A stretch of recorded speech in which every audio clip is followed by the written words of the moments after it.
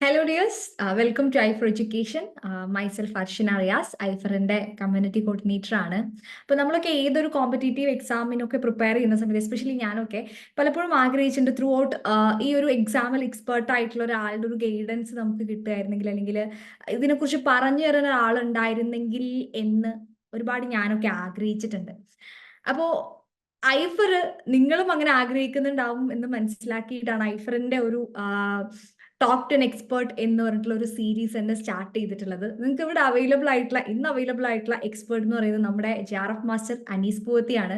So എനിക്ക് തോന്നുന്നു net JRF നിങ്ങളെ ഗൈഡ് ചെയ്യാൻ അല്ലെങ്കിൽ നിങ്ങൾക്ക് കാര്യങ്ങൾ പറഞ്ഞു തരാൻ ഇതിലും നല്ലൊരു എക്സ്പേർട്ട് ഇന്ത്യയിൽ തന്നെ ഉണ്ടോ എന്ന് സംശയമാണ്. കാരണം ഇന്ത്യയിൽ ആകെ 2 പേർക്ക് മാത്രം ഉള്ള ഒരു റെക്കോർഡാണ് 2 JRFും അതേപോലെ 8 നെറ്റുകളും വിവിധ സബ്ജക്റ്റുകളിൽ നേടുക എന്നുള്ളത്. അപ്പോൾ കേരളത്തിൽ ഈ ഒരു റെക്കോർഡുള്ള ഏക വ്യക്തി അനിസറാണ്. അപ്പോൾ അത്രയും എക്സ്പീരിയൻസ്ഡ് ആയിട്ടുള്ള, ഇത്രയും എക്സാമുകളിൽ നെറ്റ് ക്രാക്ക് ചെയ്തിട്ടുള്ള ഒരു എക്സ്പേർട്ടിന്റെ അടുത്ത് നിന്ന് നിങ്ങൾക്ക് ഒരുപാട് കാര്യങ്ങൾ ഇന്ന് ലേൺ ചെയ്യാൻ കിട്ടുകയാണ്. അപ്പോൾ ഇന്നത്തെ സെഷനിൽ നമ്മൾ ഡിസ്കസ് ചെയ്യുന്നത് കൂടുതലും UGC നെറ്റ് എക്സാമിൽ ചോദിച്ചിട്ടുള്ള കോമൺ ക്വസ്റ്റ്യൻസിനെ കുറിച്ചിട്ടൊക്കെയാണ്. അപ്പോൾ നിങ്ങൾക്ക് ഇവിടെ അനിസർ ഉണ്ട്. ഞാൻ അനിസറിനെ വെൽക്കം ചെയ്യുകയാണ് ഈ ഒരു സെഷനിലേക്ക്. നിങ്ങൾക്ക് കിട്ടിയിട്ടുള്ള ഈ ഒരു അവസരം മാക്സിമം യൂട്ടിലൈസ് ചെയ്യാന്ന് മാത്രമേ എനിക്ക് പറയാനുള്ളൂ. മാക്സിമം ക്വസ്റ്റ്യൻസും ഡൗട്ടുകളും ഒക്കെ ചോദിച്ചിട്ട് നിങ്ങൾക്ക് അറിയേണ്ട ഇൻഫർമേഷൻസ് സാറിൽ നിന്ന് നേടിയെടുക്കാൻ വേണ്ടി ശ്രമിക്കുക. കാരണം സാറിനെ പോലെ ഒരാളെ നമ്മുടെ കയ്യിൽ കിട്ടിയിട്ട് മാക്സിമം നമ്മൾ അത് ഉപയോഗപ്പെടുത്തുക തന്നെയാണ് വേണ്ടതാണ് എൻ്റെ ഒരു personal opinion. So I'm happily welcoming Ani sir to this programme. Okay sir, over to U.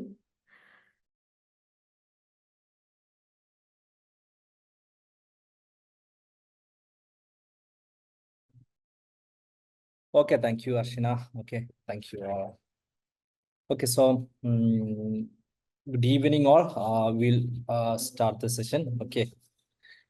Yeah.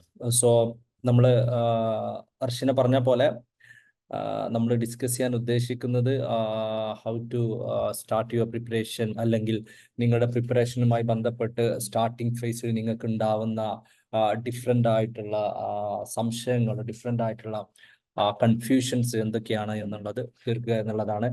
ഇങ്ങനൊരു പെർട്ടിക്കുലർ സെഷൻ ചെയ്യാനുള്ളൊരു കാരണം, നമ്മൾ നിങ്ങൾക്ക് അറിയുന്ന പോലെ ഐഫർ ഒരുപാട് വെബിനാറുകൾ ചെയ്തിട്ടുണ്ട്. ഓക്കെ, ഒരുപാട് വെബിനാറുകൾ ഹോസ്റ്റ് ചെയ്തിട്ടുണ്ട്. അപ്പൊ അതിൽ പ്രിപ്പറേഷനുമായി ബന്ധപ്പെട്ടിട്ട് ഒരുപാട് ഡൗട്ടുകൾ നിങ്ങളെ ഭാഗത്തുനിന്ന് നിങ്ങൾ ചോദിക്കാറുണ്ട്. ഓക്കെ, പല പല കേസുകളിലും അങ്ങനെ ചോദിച്ചിട്ടുണ്ട്. അപ്പം അതിലൊക്കെ എന്താ വെച്ചാൽ നമുക്ക് ബേസിക്കലി അതിൽ ഒരു പെർട്ടിക്കുലർ ആസ്പെക്റ്റിൽ നമുക്ക് പറയാനുള്ള ഒരു അജണ്ട ഉണ്ടായിരിക്കും. ഓക്കെ, ഒരു പെർട്ടിക്കുലർ അജണ്ട ഉണ്ടായിരിക്കും.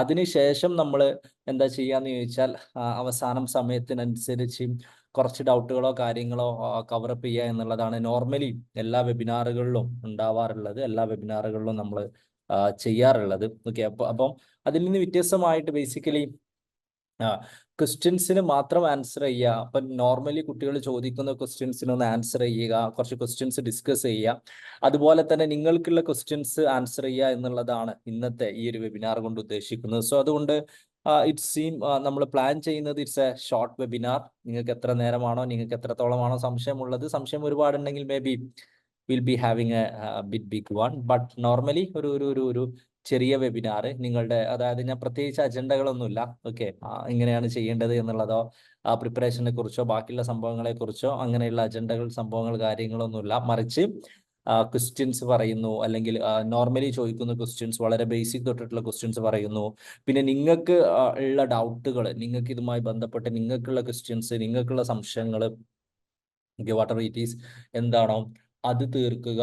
ഓക്കെ, എന്നുള്ള ഈ ഒരു 2 കാര്യങ്ങളാണ് ബേസിക്കലി നമ്മുടെ ഈ ഒരു വെബിനാർ കൊണ്ട് ഉദ്ദേശിക്കുന്നത്. So once again welcome to IFER and IFER webinar. So basically initially ഞാൻ കോമൺ ആയിട്ടുള്ള കുറച്ച് ക്വസ്റ്റ്യൻസിന്റെ ആൻസേഴ്സ് ഞാൻ പറയാം. വളരെ കോമൺ ആയിട്ടുള്ള UGC നെറ്റ് പ്രിപ്പറേഷനുമായി ബന്ധപ്പെട്ടിട്ട് ആളുകൾ ചോദിക്കാറുള്ള കോമൺ ആയിട്ടുള്ള കുറച്ച് ക്വസ്റ്റ്യൻസിന്റെ ആൻസർ പറയും.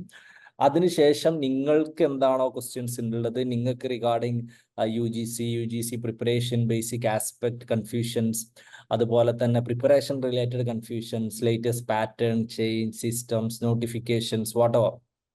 ഓക്കെ, ഏതുമായി ബന്ധപ്പെട്ടിട്ടുള്ളതോ ആവട്ടെ, എനിത്തിങ്, ഏത് ആയിട്ട് ബന്ധപ്പെട്ടിട്ടുള്ള ആസ്പെക്ട് ആണെങ്കിലും അതുമായി ബന്ധപ്പെട്ടിട്ടുള്ള ഒരു വാട്ട് വി കൻ സേ ഡൗട്ടുകൾ നിങ്ങൾക്ക് ചോദിക്കാവുന്നതാണ്. നിങ്ങൾക്ക് ചോദിക്കാവുന്നതാണ് എന്നുള്ളതാണ് ബേസിക്കലി അതില് പറയാനുള്ള ഒരു ആസ്പെക്ട് എന്ന് പറയുന്നത്. സോ അപ്പോൾ അതുകൊണ്ട് നിങ്ങൾക്കുള്ള സംശയങ്ങൾ നിങ്ങൾക്ക് ചാറ്റ് ബോക്സിൽ പറയാം. ഞാൻ ഇനീഷ്യലി ഞാനിത് പറഞ്ഞതിന് ശേഷം ഞാൻ വിൽ ബി ഡിസ്കസിങ് ദാറ്റ്. ഓരോരോ ക്വസ്റ്റ്യൻസും ഓരോരോ ഡൗട്ടുകളും പ്രിപ്പറേഷനുമായി ബന്ധപ്പെട്ടിട്ടുള്ള ഡൗട്ടുകൾ, വേറെ ചില കൺസേൺസുകൾ, വേറെ എന്തൊക്കെയാണ് നിങ്ങൾക്ക് ഇതുമായി റിലേറ്റഡ് ആയിട്ടുള്ളതെല്ലാം ഞാൻ ആൻസർ ചെയ്യും. We have time for that. So firstly നമുക്ക് പറയാനുള്ളതാണ് regarding the basic questions. Basic questions എന്ന് പറഞ്ഞാൽ ആദ്യമായിട്ട് നെറ്റ് എക്സാം എഴുതുന്ന ആളുകളെയൊക്കെ ബാധിക്കുന്ന ഒരു കേസാണ്. ഇനീഷ്യലി സ്റ്റാർട്ടിങ് ആസ്പെക്റ്റിലും ആൻഡ് ഓൾസോ റീസെന്റ് വന്നിട്ടുള്ള ചില നോട്ടിഫിക്കേഷൻ ആസ്പെക്റ്റുകളിലും അതുപോലെ തന്നെ നെറ്റിന്റെ വാലിഡിറ്റി, JRF വാലിഡിറ്റി, ഇങ്ങനെയുള്ള ഡിഫറെന്റ് സംഭവങ്ങളുമായി ബന്ധപ്പെട്ടിട്ടുള്ള ബേസിക് ആയിട്ടുള്ള കുറച്ച് ക്വസ്റ്റ്യൻസ് ആണുള്ളത്. അതാണ് ഇനീഷ്യലി ആൻസർ ചെയ്യാൻ ഉദ്ദേശിക്കുന്നത്. അല്ലെങ്കിൽ അപ്പം ഇത് നോർമലി കൂടുതൽ ആളുകളും പേഴ്സണലി എന്നോടും അല്ലെങ്കിൽ ഈ ഒരു പ്രിപ്പറേഷൻ ഫീൽഡിലെ ആളുകളോടൊക്കെ ചോദിക്കുന്ന ചോദ്യങ്ങളാണ്. അപ്പൊ അതിന്റെ ബേസിക് ആയിട്ടുള്ള കുറച്ച് കാര്യങ്ങൾ ആദ്യം തന്നെ ഞാൻ പറയാം. എന്നിട്ട് ഇനീഷ്യലി അതിനുശേഷം നിങ്ങൾക്കുള്ള ചോദ്യങ്ങൾക്ക് ഉത്തരങ്ങൾ ചെയ്യാം. അപ്പൊ പ്രത്യേകം മനസ്സിലാക്കാം, ദിസ് ഈസ് ചോദ്യങ്ങൾക്ക് ഉത്തരം പറയാനുള്ള ഒരു വെബിനാറാണ്. പ്രിപ്പറേഷനുമായി ബന്ധപ്പെട്ട ഡൗട്ടുകൾ തീർക്കാനുള്ള ഒരു വെബിനാറാണ്. പ്രത്യേകിച്ച് ഒരു വേറെ അജണ്ട ഉള്ള ഒരു വെബിനാർ അല്ല. അപ്പൊ നിങ്ങൾക്ക് എന്തെങ്കിലും പ്രിപ്പറേഷനുമായി ബന്ധപ്പെട്ടിട്ടുള്ള കൺഫ്യൂഷൻസോ സംഭവങ്ങളോ കാര്യങ്ങളോ ഉണ്ടെങ്കിൽ നിങ്ങളൊന്ന് അത് ചാറ്റ് ബോക്സിൽ പറയുക എന്നുള്ളതാണ്. നിങ്ങൾ ചാറ്റ് ബോക്സിൽ ഒന്ന് പോസ്റ്റ് ചെയ്യുക. Will be doing that. നമുക്കത് ഓരോ ആൻസർ. ഇപ്പോൾ ബേസിക് ക്വസ്റ്റ്യൻസ് എന്ന് പറയുമ്പോൾ ഇനീഷ്യലി നെറ്റിന്റെ ഒരു ബേസ് എന്നുള്ള ഒരു ആസ്പെക്റ്റിൽ നമുക്കറിയാം, നെറ്റ് എക്സാം എന്ന് പറഞ്ഞാൽ നാഷണൽ എലിജിബിലിറ്റി ടെസ്റ്റ് ആണ്. അപ്പം ഇന്ത്യൻ നിയമപ്രകാരമായിട്ട് അല്ലെങ്കിൽ ഇന്ത്യൻ സിസ്റ്റത്തിലെ അസിസ്റ്റന്റ് പ്രൊഫസർഷിപ്പ്, അതായത് നമ്മളൊരു കോളേജിലേക്ക് ജോയിൻ ചെയ്യുന്ന സമയത്ത് ഇനീഷ്യലി നമ്മൾ ഫസ്റ്റ് ഡേറ്റ് ഓഫ് ജോയിനിങ്, അതായത് കോളേജ് ടീച്ചർ, നമ്മളെ ഭാഷ മനസ്സിലാവാൻ കോളേജ് ടീച്ചറായിട്ട് ജോയിൻ ചെയ്യുമ്പോൾ അതിലൊരു ഫസ്റ്റ് ലെവൽ ഓഫ് ഇതായിട്ട് നമുക്ക് പറയാൻ പറ്റുന്നതാണ് we have the assistant professor എന്ന് പറയുന്നത്. ഈ അസിസ്റ്റന്റ് പ്രൊഫസർ ആവാൻ വേണ്ടിയിട്ടുള്ള ഇന്ത്യയിലെ ക്വാളിഫിക്കേഷൻ ആയിട്ടുള്ള ബേസിക് എക്സാം ആണ് നെറ്റ് എക്സാം എന്ന് പറയുന്നത്. സോ അപ്പം അതുകൊണ്ട് തന്നെ നെറ്റ് എക്സാമിന്റെ പർപ്പസ് എന്താന്ന് ചോദിച്ചാൽ നമുക്ക് 3 പർപ്പസ് പറയാൻ പറ്റും. ഇനി ഇതുവരെ ഒറ്റ പർപ്പസ് ഉണ്ടായിരുന്നുള്ളൂ. JRF എന്നുള്ളത് നെറ്റ് എക്സാമിന്റെ ഒരു പർപ്പസ് ആണ്. അതുപോലെ തന്നെ നെറ്റ് എന്നുള്ളത് നെറ്റ് എക്സാമിന്റെ ഒരു പർപ്പസ് ആണ്. അതുപോലെ തന്നെ PhD എന്നുള്ളതും നെറ്റ് എക്സാമിന്റെ ഒരു പർപ്പസ് ആണ്. അതായത് ഇനീഷ്യലി നെറ്റ് എക്സാമിന് ഇപ്പം സാധാരണ നെറ്റ് എക്സാമിന് 2 കട്ട് ഓഫ് ആണ് ഉണ്ടാവില്ലെങ്കിൽ ഈ വർഷം കൊണ്ട് നെറ്റ് എക്സാമിന് will be having 3 cut off. 3 cut off ആണ് ഉണ്ടാവാൻ പോകുന്നത്. 3 കട്ട് ഓഫ് എന്ന് പറഞ്ഞാൽ ഒന്ന് JRF എന്ന് പറയുന്ന ജൂനിയർ റിസർച്ച് ഫെലോഷിപ്പ്, ഇന്ത്യയിലെ പ്രധാനപ്പെട്ട അല്ലെങ്കിൽ ഇന്ത്യയിലെ UGC റെക്കഗ്നൈസ്ഡ് ആയിട്ടുള്ള യൂണിവേഴ്സിറ്റികളിൽ നിങ്ങൾക്ക് PhD ചെയ്യുന്ന സമയത്ത് JRF എന്ന് പറയുന്ന ഫെലോഷിപ്പ് പ്രകാരമായിട്ട് നിങ്ങൾക്ക് 5 വർഷം കൊണ്ട് ഏകദേശം ഒരു അറൌണ്ട് 25 to 30 lakhs 30 ലക്ഷത്തോളം നിങ്ങൾക്ക് സ്കോളർഷിപ്പ് കിട്ടുന്ന ഫെലോഷിപ്പ് കിട്ടുന്ന ഒരു ഫെലോഷിപ്പ് ആണ് വി ഹാവ് JRF എന്ന് പറയുന്നത്. അപ്പം അതിന് വേണ്ടിയിട്ടും ഈ ഒരു എക്സാം ആണ്. അതായത് JRF ഫെലോഷിപ്പ് കിട്ടാൻ വേണ്ടിയിട്ടാണ്, അലോങ് വിത്ത് നെറ്റ്. അതും കിട്ടുന്നത് വിത്ത് നെറ്റ് ആയിരിക്കും കേട്ടോ. നെറ്റിനോടനുബന്ധിച്ച് അല്ലെങ്കിൽ നെറ്റിന്റെ കൂടെ തന്നെയാണ് അത് കിട്ടുക. നെറ്റിന്റെ കൂടെ തന്നെയാണ് അത് കിട്ടുക എന്നുള്ളത് അതിലൊന്ന് മനസ്സിലാക്കുക. പിന്നെയുള്ള അടുത്തുള്ള രണ്ടാമത്തെ ഒരു ഇമ്പോർട്ടന്റ് ആസ്പെക്ട് ആണ്. രണ്ടാമത്തെ ഒരു ഇമ്പോർട്ടന്റ് ആസ്പെക്ട് ആയിട്ടുള്ളതാണ് നെറ്റ് എന്ന് പറയുന്നത്. അതായത് നെറ്റ് മാത്രം ക്വാളിഫൈ, നിങ്ങൾക്ക് അസിസ്റ്റന്റ് പ്രൊഫസർഷിപ്പ് ആവാനുള്ള ക്വാളിഫിക്കേഷൻ ആണ്. മൂന്നാമത്തത് ഏറ്റവും റീസെന്റ് ആയിട്ടുള്ള നോട്ടിഫിക്കേഷൻ പ്രകാരമായിട്ട് നിങ്ങൾ കണ്ടിട്ടുണ്ടാവുമെന്ന് കരുതുന്നു, ഇന്ത്യയിൽ ഡിഫറെന്റ് യൂണിവേഴ്സിറ്റികളുണ്ട്. ഈ യൂണിവേഴ്സിറ്റികളിലേക്കുള്ള PhD അഡ്മിഷൻ ഉണ്ട്. ഈ PhD അഡ്മിഷന്റെ ബേസിക് ക്വാളിഫിക്കേഷൻ എന്ന് പറയുന്നത്, അല്ലെങ്കിൽ PhD അഡ്മിഷൻ എങ്ങനെ ഇനീഷ്യലി വരുന്നത് വെച്ചാൽ പല യൂണിവേഴ്സിറ്റികളിലും അവരുടേതായ എൻട്രൻസ് ടെസ്റ്റും അവരുടേതായ എൻട്രൻസ് എക്സാമും ഒക്കെയാണ് ഇവർ PhD അഡ്മിഷന് വേണ്ടിയിട്ട് ചെയ്യുന്നത്. അപ്പം അത് മാറ്റിയിട്ട് ക്രമേണ will be having what we can say ഒരു സെൻട്രലൈസ്ഡ് ആയിട്ടുള്ള ഒരു മാർക്കിംഗ് സിസ്റ്റം ഉണ്ടാവും എന്നുള്ളതാണ് പറയുന്നത്. അതായത് നെറ്റ് എക്സാമിന്റെ മാർക്ക് എന്നുള്ളതാണ്. അതായത് നെറ്റ് എക്സാമിന് നിങ്ങൾക്ക് കിട്ടുന്ന മാർക്ക് എന്താണോ ആ മാർക്ക് കൂടി ആയിരിക്കും ഇനി തൊട്ടിട്ട് JRF എക്സാമിന് അല്ലെങ്കിൽ ഈ ഒരു PhD എക്സാമിന് ബദലായിട്ട് കൺസിഡർ ചെയ്യുക. അതായത് PhDക്ക് റിക്രൂട്ട്മെന്റിന് 70% നെറ്റിന്റെ മാർക്കും 30% ഓക്കെ 30% ഇന്റർവ്യൂവും ആയിരിക്കും എന്നുള്ളതാണ് പറയുന്നത്. ഓക്കെ 30% ഓക്കെ ഇന്റർവ്യൂ ആയിരിക്കും. ഓക്കെ ഈ രണ്ട് സംഭവങ്ങളാണ് ഇതിന്റെ ഭാഗമായിട്ടുണ്ടാവുക. ഓക്കെ അപ്പൊ അതായത് ബേസിക്കലി അപ്പം ഈ JRF കിട്ടി ഇതിൽ മനസ്സിലാക്കേണ്ടത് എന്താ വെച്ചാൽ ഈ കട്ട് ഓഫ് കൂടുതൽ JRFനായിരിക്കും. ഓക്കെ കട്ട് ഓഫ് കൂടുതൽ JRFനായിരിക്കും. നിങ്ങൾക്ക് JRF കിട്ടിയ ബേസിക്കലി നിങ്ങൾക്ക് കിട്ടുക JRF plus okay will be having JRF plus net plus PhD ആണ്. Okay JRF plus net plus PhD ആണ്. നെറ്റ് കിട്ടിയ നിങ്ങൾക്ക് നെറ്റ് PhD എന്ന് പറഞ്ഞാൽ PhDക്കുള്ള അഡ്മിഷന് ക്വാളിഫൈഡ് ആയിട്ടുള്ള ഒരു മാർക്ക് കിട്ടും. അത് പിന്നെയും അഡ്മിഷൻ പ്രോസസ്സിലൂടെ പോകണം. നെറ്റ് കിട്ടിയ നെറ്റ് പ്ലസ് PhD ആണ്. കിട്ടിയ PhD മാത്രമാണ് കേട്ടോ. അപ്പൊ മൂന്ന് ഡിഫറെന്റ് കട്ട് ഓഫ് ആയിരിക്കും ഉണ്ടാവുക. ഓക്കെ 3 ഡിഫറെന്റ് കട്ട് ഓഫ് ആയിരിക്കും ഇതിന് ഉണ്ടാവുക എന്നുള്ളതാണ് ഓക്കെ ഇതിൽ മനസ്സിലാക്കേണ്ട ഒരു വാട്ട് വി ക്യാൻ സേ ഒരു പ്രധാനപ്പെട്ട കാര്യം എന്നുള്ളത്. ഓക്കെ പ്രധാനപ്പെട്ട കാര്യം എന്നുള്ളത്. സോ വി ഹാവ് അപ്പം ഇതിന് വേണ്ടിയിട്ടാണ് UGC നെറ്റ് എക്സാം നടത്തുന്നത്. അപ്പൊ ഇപ്പം നമ്മൾ പറഞ്ഞ പോലെ അപ്പൊ 3 കട്ട് ഓഫ് ഉണ്ടാവും. ഈ കട്ട് ഓഫ് ഒക്കെ വാരി ചെയ്തുകൊണ്ടേയിരിക്കും കാറ്റഗറിക്ക് അനുസരിച്ച്. അതായത് may be SC ST OBC general category EWC ഇങ്ങനെയുള്ള different categories different cut off ആയിരിക്കും JRFന് ഉണ്ടാവുക, നെറ്റിന് ഉണ്ടാവുക, PhD ക്വാളിഫൈഡ് എന്നുള്ള ഒരു ആസ്പെക്റ്റിനും ഉണ്ടാവുക. അപ്പം ബേസിക്കലി നെറ്റ് എക്സാം നമ്മൾ എഴുതുന്നത് ഒരു വെരി ഇമ്പോർട്ടൻ്റ് ആവുന്നത് അതിലൂടെയാണ്. നമുക്ക് ഏകദേശം 30 ലക്ഷത്തോളം വരുന്ന JRF ഫെലോഷിപ്പ് കിട്ടുന്നത്, നമുക്ക് നെറ്റ് എന്ന് പറയുന്ന ഒരു ക്വാളിഫിക്കേഷൻ കിട്ടുന്നത്. ഇനിയുള്ള ഈ വർഷം തൊട്ടാണ് ഈ എക്സാം തൊട്ടാണ് അത് അപ്ലിക്കബിൾ ആയിട്ടുള്ളത്. PhD എക്സാമിന് ക്വാളിഫൈഡ് ആവുക അല്ലെങ്കിൽ PhD അഡ്മിഷന് വേണ്ടിയിട്ടുള്ള മാർക്കുകൾ കിട്ടുക എന്നുള്ളത്. സോ ഇത്രയാണ് ബേസിക്കലി എന്തിനാണ് എക്സാം എഴുതുന്നത് എന്നുള്ളത്.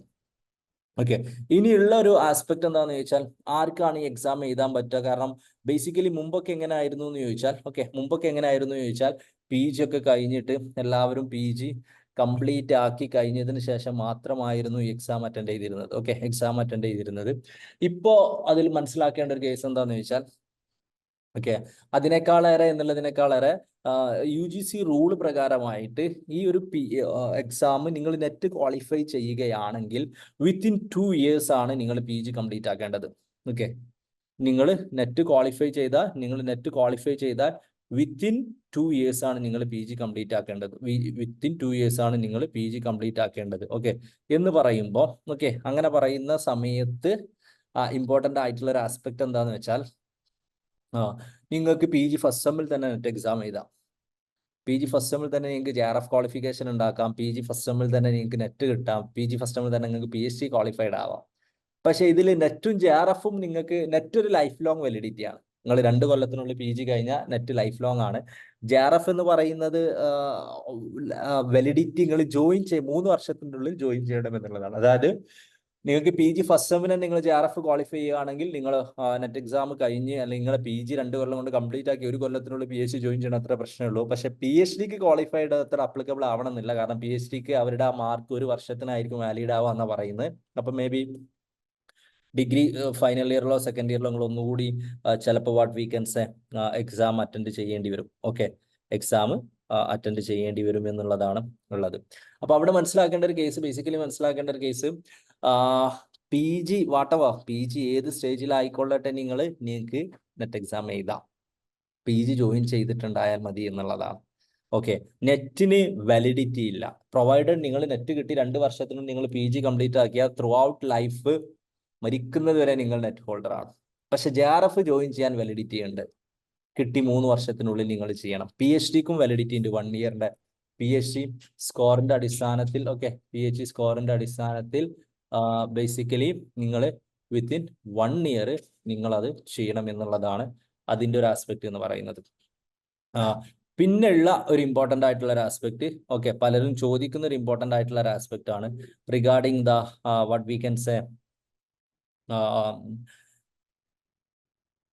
ഏജ് ലിമിറ്റ് എന്നുള്ളത്. ഏജ് ലിമിറ്റ് എന്ന് പറയുമ്പോൾ ബേസിക്കലി നെറ്റിനൊരു ഏജ് ലിമിറ്റ് ഇല്ല. ത്രൂ ഔട്ട് ലൈഫ് നിങ്ങൾക്ക് നെറ്റ് എക്സാം ചെയ്താൽ. അതുകൊണ്ട് തന്നെ നെറ്റ് എക്സാം നല്ല ടഫ് ആവാറുണ്ട്. കാരണം ത്രൂ ഔട്ട് നിങ്ങളെ കൂടെ ചിലപ്പോൾ 35 വയസ്സുള്ള ആളുകൾ ഉണ്ടാവാം, 40 വയസ്സുള്ള ആളുകൾ ഉണ്ടാവാം, മേ ബി 50 വയസ്സുള്ള ആളുകൾ ഉണ്ടാവാം. ഈഫറിൽ തന്നെ 67 വയസ്സായ സ്റ്റുഡൻ്റ് ഒക്കെ ഉണ്ട്. 67 വയസ്സായ സ്റ്റുഡൻ്റ് ഒക്കെ ഉണ്ട് എന്ന് പറഞ്ഞാൽ ബേസിക്കലി അവിടെ മനസ്സിലാക്കേണ്ടത് എത്രയേ ഉള്ളൂ, may be what we can say different age ആളുകൾ ഉണ്ടാവാം. പക്ഷെ JRFന് ഏജ് ലിമിറ്റ് ഉണ്ട്. JRFന്റെ ഏജ് ലിമിറ്റ് 30 ഇയേഴ്സ് ആണ്. 30 വയസ്സാണ് JRFന്റെ age limit for normal category, without reservation category and for gens. For reserved categories 35 ആണ്. ഓക്കെ, റിസർവ്ഡ് കാറ്റഗറീസിന് നോർമലി വരുന്നത് 35 ആണ്. മനസ്സിലാക്കേണ്ടത് ലേഡീസ്, സ്ത്രീകൾക്ക് ഇറസ്പെക്റ്റീവ് ഓഫ് കാറ്റഗറി 35 ആണ് JRFന്റെ ഏജ് ലിമിറ്റ്. അതായത് whether you belong to a general category or EWS category, നിങ്ങൾ ഏത് കാറ്റഗറി ആയിക്കൊള്ളട്ടെ, ഓക്കെ, ഏത് കാറ്റഗറി ആയിക്കൊള്ളട്ടെ, it is what we can say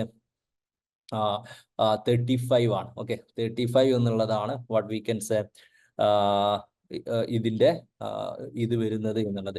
അതായത് JRFന്റെ ഏജ് ലിമിറ്റ് വരുന്നത് എന്നുള്ളത് 35 ആണ് എന്നുള്ളതാണ്. ഓക്കെ, അതിൽ മനസ്സിലാക്കേണ്ട പ്രധാനപ്പെട്ട ഒരു കാര്യം. ഓക്കെ, അടുത്തതായിട്ടുള്ള ഒരു ഇമ്പോർട്ടൻ്റ് ആസ്പെക്ട് ഇത്രയാണ് ബേസിക് കാര്യങ്ങൾ. PG പഠിക്കുന്ന സമയത്തെ 3 വർഷത്തിനുള്ള ഈ ഒരു ആസ്പെക്റ്റിലേക്ക്. ഇനി എന്തെങ്കിലും ഡൗട്ടുകൾ ഉണ്ടെങ്കിൽ നിങ്ങൾക്ക് ചോദിക്കാം. ചാറ്റ് ബോക്സിലുള്ള ഡൗട്ടുകൾ കൂടി ഞാൻ ഓരോന്നായിട്ട് ഇങ്ങനെ റിപ്ലൈ ചെയ്യാം, റിലേറ്റഡ് ആയിട്ടുള്ളത്. അത് സമയത്ത് ബാക്കിയുള്ളത് അവസാനത്തിലേക്ക്. നെറ്റ് എക്സാം സിലബസ് മാറുന്നുണ്ടോ എന്ന് ചോദിച്ചാൽ, ഈ വർഷം ജനുവരിയിൽ, ഈ വർഷം ജനുവരി ടൈമിലൊക്കെ മമിതാല, UGC ചെയർമാൻ ഒരു ഒരു ഒരു ഒരു ഒരു ഒരു കാര്യം പറഞ്ഞിട്ടുണ്ടായിരുന്നു. അതായത്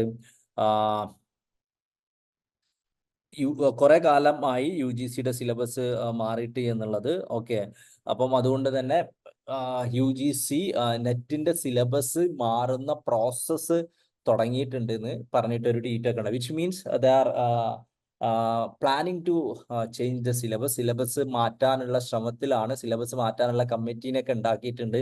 ആ കമ്മിറ്റി പഠനം നടത്തിക്കൊണ്ടിരിക്കുകയാണ്. അപ്പം അധികം വൈകാതെ തന്നെ UGCയുടെ സിലബസ് മാറും. അത് എന്നാണ് മാറുക എന്ന് ചോദിച്ചാൽ, ഈ ജൂൺ എക്സാമിന് അത് മാറുമെന്ന് കരുതുന്നില്ല. കാരണം അവർ ഈ സിലബസ് മാറുന്ന കേസ് പറഞ്ഞ സമയത്ത് തന്നെ പറഞ്ഞിരുന്നു, ample time will be given for the students to qualify for the exam, അല്ലെങ്കിൽ to prepare for the exam. അതായത് സിലബസ് മാറിയതിന് ശേഷം മതിയായ സമയം കുട്ടികൾക്ക് കൊടുക്കുന്നതാണ്. അതായത് ഒരു മിനിമം 3 to 4 months ഒക്കെ നോർമലി അങ്ങനെ ഏതൊരു കോമ്പറ്റീറ്റീവ് എക്സാമിനേഷനും കൊടുക്കാറുണ്ട്. ഇപ്പൊ ഇപ്രാവശ്യത്തെ ജൂൺ എക്സാം ഇതിപ്പോ ഏപ്രിലാണ്, ജൂണിൽ തന്നെ നടക്കുമെന്നാണ് കരുതുന്നത്. കാരണം latest notification four June will be released soon എന്നും പറഞ്ഞിട്ടുണ്ട്. സൂൺ എന്നും പറഞ്ഞിട്ടുണ്ട്. എന്ന് പറഞ്ഞാൽ ഈ ജൂൺ എക്സാമിന് സിലബസ് മാറാനുള്ള സാധ്യത വളരെ വളരെ കുറവാണ്. ബിക്കോസ് ജസ്റ്റ് 1-2 months ഉള്ളൂ. ഡിസംബർ എക്സാമിന് സിലബസ് മാറാനുള്ള ഒരു സാധ്യത കാണുന്നുണ്ട്. ഡിസംബർ എക്സാമിന് സിലബസ് മാറാനുള്ള ഒരു സാധ്യത കാണുന്നുണ്ട്. ഇനി സിലബസ് മാറ്റത്തിൽ എന്താണ് വരിക എന്നുള്ളത് സത്യം പറഞ്ഞാൽ we don't have A clear cut clarity, അല്ലെങ്കിൽ വളരെ ഡീറ്റെയിൽ ആയിട്ട് നമുക്ക് അറിയില്ല. പക്ഷേ UGC ചെയർമാനും പറഞ്ഞിട്ടുള്ളത് ഡീപ്പർ കോംപ്രിഹെൻഷൻ, അതുപോലെ തന്നെ what we can say decision making, critical thinking, ഇങ്ങനെയുള്ള കാര്യങ്ങളൊക്കെ അസസ് ചെയ്യാനുള്ള കാര്യങ്ങൾ in relation to new education policy ഉണ്ടാവും എന്നുള്ളതാണ് ബേസിക്കലി അദ്ദേഹം പറഞ്ഞിട്ടുള്ളത്. വിച്ച് മീൻസ് ജനറലി കുറച്ച് മാറ്റങ്ങൾ ഉണ്ടായേക്കാം. അതുപോലെ തന്നെ പലരും നെഗറ്റീവ് മാർക്കിംഗ് പോലെയുള്ള സംഭവങ്ങളും ഉണ്ടാവാനുള്ള സാധ്യതയുണ്ട് എന്ന് പറയുന്നുണ്ട്. നെഗറ്റീവ് മാർക്കിംഗ് പോലെയുള്ള സംഭവങ്ങൾ ഉണ്ടാവാനും സാധ്യതയുണ്ട് എന്ന് പറയുന്നുണ്ട്. കാരണം അങ്ങനെ ഒരു കോമ്പറ്റീറ്റീവ് ഇന്ത്യയിൽ തന്നെ നെഗറ്റീവ് മാർക്ക് ഇല്ലാത്ത ഒരേ ഒരു സിഗ്നിഫിക്കന്റ് മത്സര പരീക്ഷ UGC നെറ്റാണ് എന്നുള്ളത് കൊണ്ട് നെഗറ്റീവ് മാർക്ക് ഉണ്ടാവാനുള്ള സാധ്യത ഉണ്ട്, മേ ബി ഡിസംബർ. അതുപോലെ തന്നെ വാട്ട് വി കൻ സേ ചെറിയ ചില മാറ്റങ്ങൾ ഉണ്ടാവാം. സിലബസിലുള്ള ചില ടോപ്പിക്കുകൾ ഒഴിവാക്കപ്പെടാം, ചില ടോപ്പിക്കുകൾ എക്സ്ട്രാ ആഡ് ചെയ്യപ്പെടാം, ഇങ്ങനെയുള്ള സംഭവങ്ങളൊക്കെ ഉണ്ടാവാം.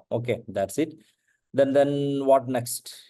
ഇതാണ് സിലബസുമായി ബന്ധപ്പെട്ടിട്ട് മനസ്സിലാക്കാനുള്ളത്. അപ്പൊ അതുകൊണ്ട് തന്നെ നമ്മൾ ഡിസംബർ ആവുമ്പോഴേക്കും സിലബസ് മാറും എന്നുള്ളതാണ് നമ്മൾ പ്രതീക്ഷിക്കുന്നത്. സോ ബേസിക് ആസ്പെക്റ്റുമായി ബന്ധപ്പെട്ടോ സിലബസ് മാറുന്നതുമായി ബന്ധപ്പെട്ടോ എന്തെങ്കിലും കൺഫ്യൂഷൻ ഉണ്ടെങ്കിൽ നിങ്ങൾക്ക് ചോദിക്കാം. Any doubts?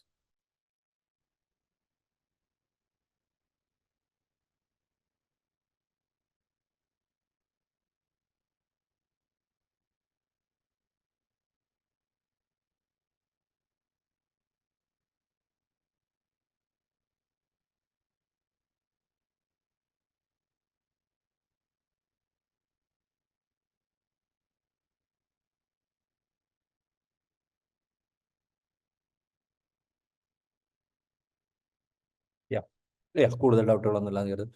ഇനി റിഗാർഡിങ് നെക്സ്റ്റ് സെറ്റ് ഓഫ് ഡൗട്ടുകൾ, ഓക്കെ, നെക്സ്റ്റ് സെറ്റ് ഓഫ് ഡൗട്ടുകൾ പലർക്കും ഉണ്ടാവുക എന്താ പറയാ, regarding what we can say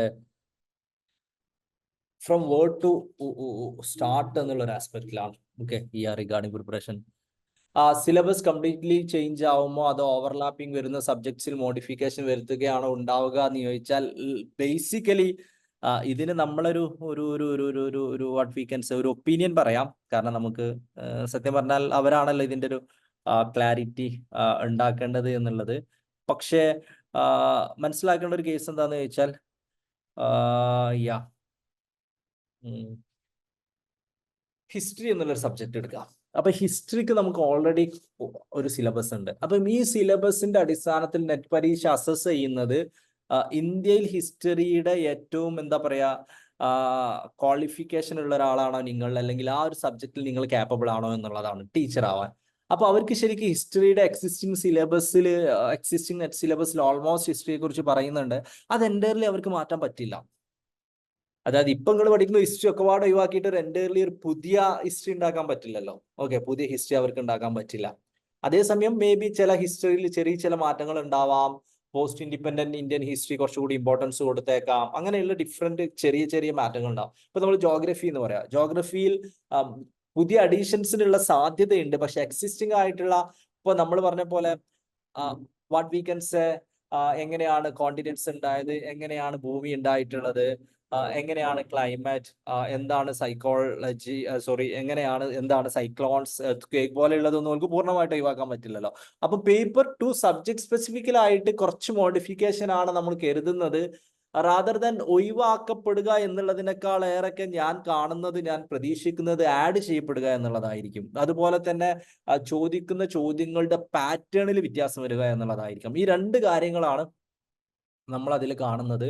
അതായത് പുതിയ ക്വസ്റ്റ്യൻ ആഡ് ചെയ്യപ്പെടുക, അതുപോലെ തന്നെ ചോദിക്കുന്ന ചോദ്യങ്ങളിൽ ആ പാറ്റേണിൽ വ്യത്യാസം ഉണ്ടാവുക, ഓക്കെ, എന്നുള്ളതാണ് കാണുന്നത്. അപ്പം മോഡിഫിക്കേഷൻ ആയിരിക്കണം. അതേസമയം പേപ്പർ 1 മേ ബി ഒരു ഡ്രാസ്റ്റിക് ആയിട്ടുള്ള കുറെ അഡീഷനോ സംഭവങ്ങളോ ചിലപ്പോൾ ഉണ്ടായേക്കാം.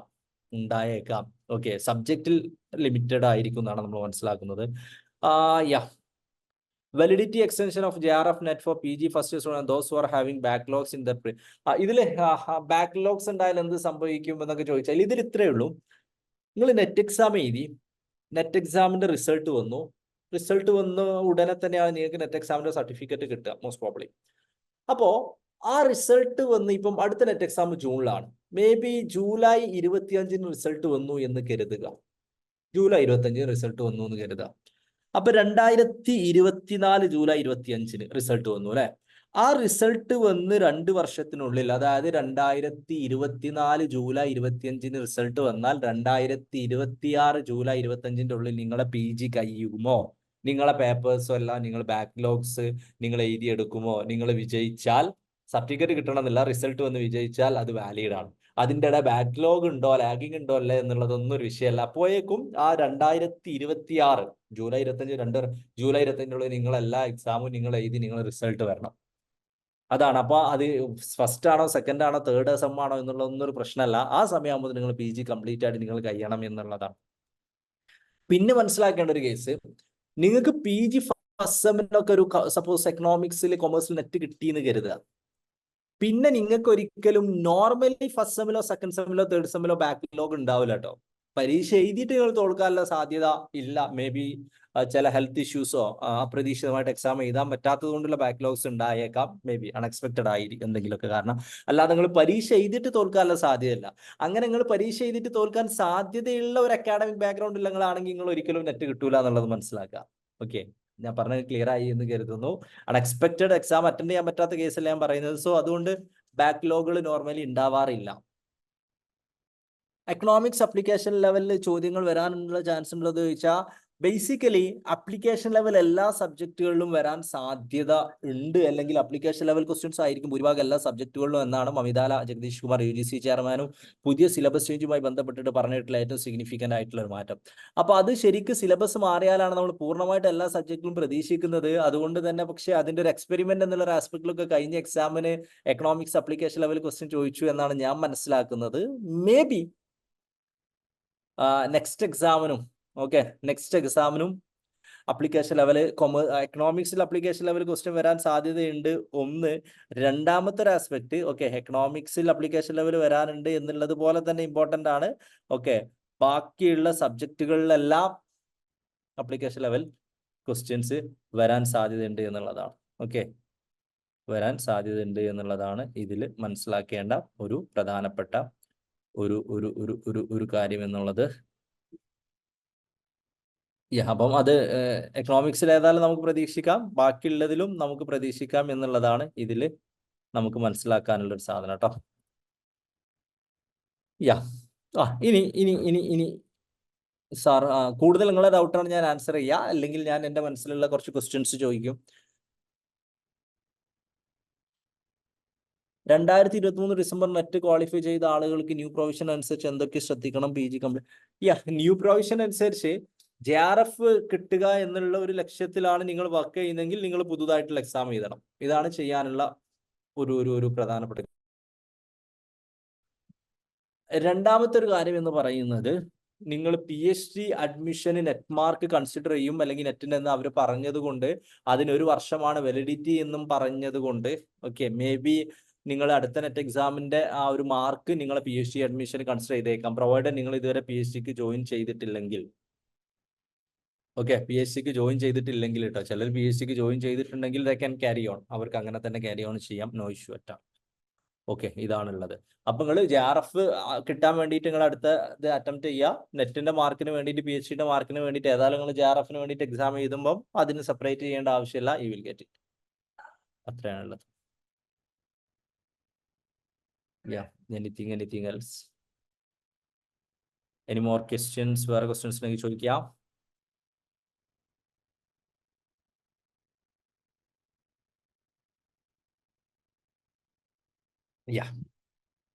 ഇനി റിഗാർഡിങ്